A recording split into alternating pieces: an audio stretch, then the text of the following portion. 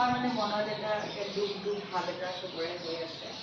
এখন মানে এতিয়া আমি যদিও মানে লাইট কৰি ৰাখোঁ এনভাইৰনমেণ্ট যিমান পাৰোঁ, আমি যদি থাকিব চেষ্টা কৰোঁ বা ইজনে সিজনক মৰম দি পেলাই ৰাখোঁ, ক'ৰবাত সকলোৰে মনবিলাক অলপ ডাউন হৈ আছে। বিকজ ক'ৰবাত যিটো আমাৰ জাষ্টিছ ফৰ লিভিং গাৰ্ল, আমাৰ যিটো only thing in our mind right now, বহুত ধৰণৰ আৰু কেইটামান ঘটনা হৈছে ৰিচেণ্টলি, আজি 1-2 বছৰ আমি দেখিছোঁ যে সাংঘাতিক কেইটামান বেয়া বেয়া ঘটনাৰো মই ভাবোঁ যে জাষ্টিছ অতি প্ৰয়োজন হৈছে। কাৰণ তেওঁলোকো হিউমেন বিং, তেওঁলোকো ভিক্টিম, তেওঁলোকেও জাষ্টিছ পোৱাটো খুব প্ৰয়োজন।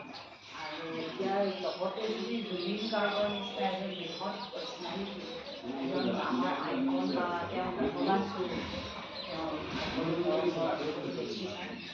তেওঁৰ কাৰণেও আমি যদি জাষ্টিছ পাওঁতে দিলেই হয়, মই ভাবোঁ যে ইট ইজ ভেৰি ডিছকাৰেজিং আৰু খুব ভয়